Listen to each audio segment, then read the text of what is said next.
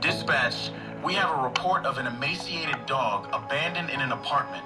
They can see the dog through the window, and it's in bad shape. We were able to get there very quickly, within 15 to 20 minutes of the call coming in, and did observe the dog that we then named Obi once we did rescue him. I've been doing this for over 15 years, and Obi's case was jarring to me. He was locked in one bedroom, so he didn't have access to the remainder of the apartment, so no water. The room that he was locked in had accumulation of dog waste all throughout. He was scared. He was really scared. I don't think that he'd seen people in a long time. Had that member of the public not reported that, I don't think he would have made another day or two.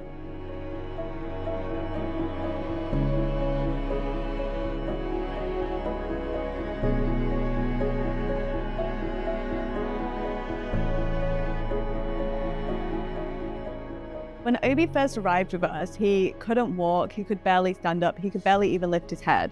So we were immediately really concerned about his condition. We know that he hadn't eaten anything for a really long time. He was very anemic and very weak, and ultimately his organs were starting to go into failure. So we had to act very quickly in order to save him. Unfortunately, we do see animals relatively frequently which are emaciated. However, Obi is one of the worst cases that we've seen. I think that if we hadn't have gotten Obi in that day, he wouldn't have survived. He was very, very end stage of starvation. We did an initial clinical exam and assessment of his condition, taking all of his vital signs. We then ran some blood tests to identify anemia and any other problems that he had. We had to place intravenous access and give him high rate of intravenous fluids rapidly to rehydrate him.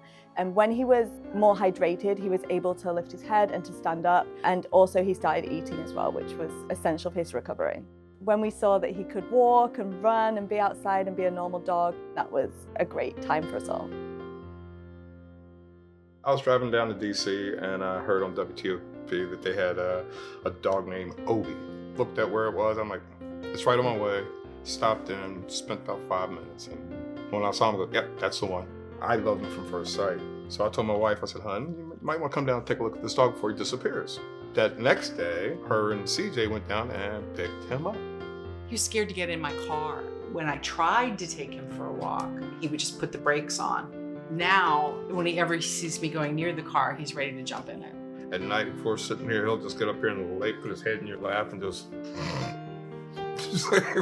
so he feels comfortable, so I'm happy. The Humane Law Enforcement Department in Washington, D.C. is the only entity that has the authority to impound animals to protect their health and safety. And that's exactly what we're able to do with Obi. We're able to get him out of that situation, get him the critical care that he needs, rehabilitate him, and find him a new home. It's why I wake up in the morning.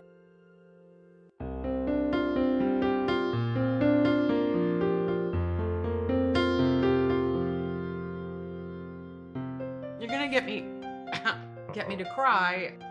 I think of your colleagues going into his cage and sitting there just so that he would be trusting. What a gift of love. I'm grateful because otherwise he wouldn't be here.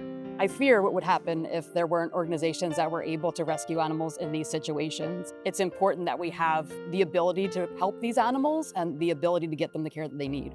I think supporting this cause is just amazing. I mean, the fact that we can get an animal like this just by listening to the radio. I've told Obi's story a lot, and a couple of my coworkers have adopted through Humane Rescue Alliance. My brother-in-law, he did the exact same thing and found his forever dog. So it's contagious. I think people should do it. I'm gonna cry again. Having Obi here is a big blessing. It was kind of like he was sent to us.